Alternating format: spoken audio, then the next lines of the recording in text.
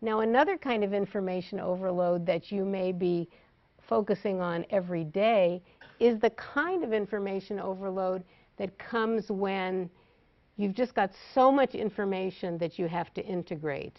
Let's say you're trying to write a paper and you've got to read 5 or 6 articles or maybe a book, and somehow you have to put that together in some meaningful format, but you can't because there's just too much information to integrate. So you may be trying to come up with an organizing principle, or you might be solving a problem in a class where the professor says, here's all the information, you come up with the solution. And so, in a sense, you have to come up with something new. You're not finding the answer somewhere. You're integrating a lot of information to come up with a solution. Now, one of the reasons this is so hard is that your working memory can become too crowded. You've got all this information in it, but it's not organized in any way. You can't make the right connections. Well, many people have said that creativity is actually not the art of coming up with something entirely new that's never been thought of before, but connecting two ideas that you already knew in a new way. And that's a lot of what you do when you solve problems or organize information to write a paper. Now, and this is why we have to think about your overloaded brain as this jar of jelly bellies. Okay. Now, this is a metaphor. I don't want anybody to go back to their psychology class and say, this professor thinks that we've got jelly bellies in our brain. Okay. Now, when you're looking for that insight, that creative insight, after you've done all this studying, what you really are looking for is how two things fit together.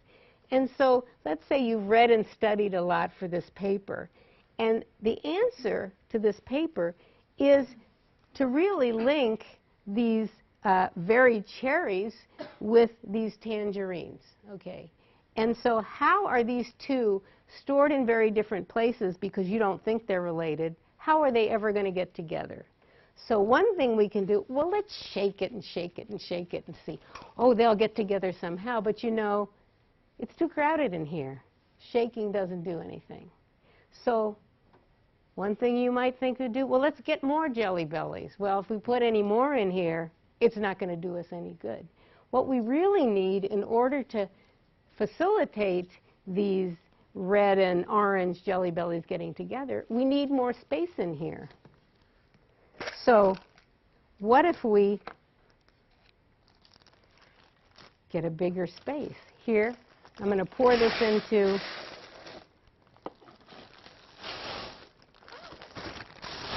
this nice big plastic bag.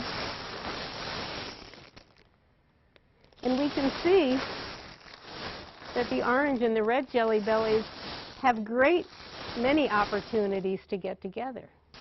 And this is a metaphor for how we can increase our ability to make those creative connections. Right.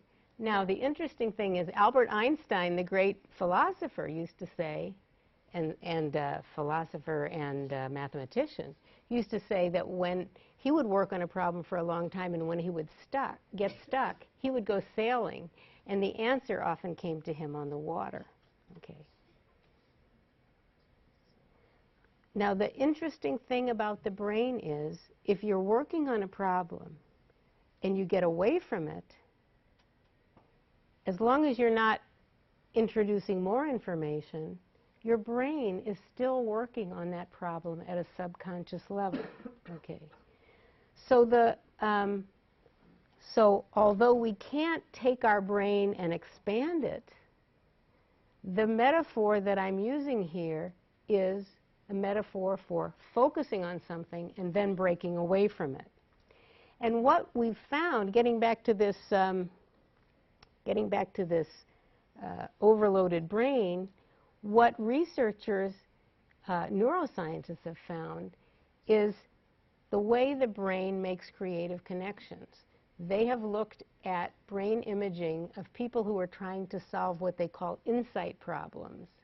And so when people are looking for the answer, at first they find all the activity in one area of the brain. That's where the people think the answer is. So they're focusing and focusing on that area. And they're not finding it there. But then, just before the insight comes, they notice that people's focus relaxes and becomes broader. And then suddenly, there is a connection with something far away. And that's how the creative connection is made. So many discoveries, creative discoveries, happened when people focused on a problem for a long time. And as they were breaking away from it, that's when the insight came. So what I'm telling you is, and this is the good news, is that it's good to focus and not multitask, but it's also good to break away. Getting away from your problem and coming back to it can be helpful.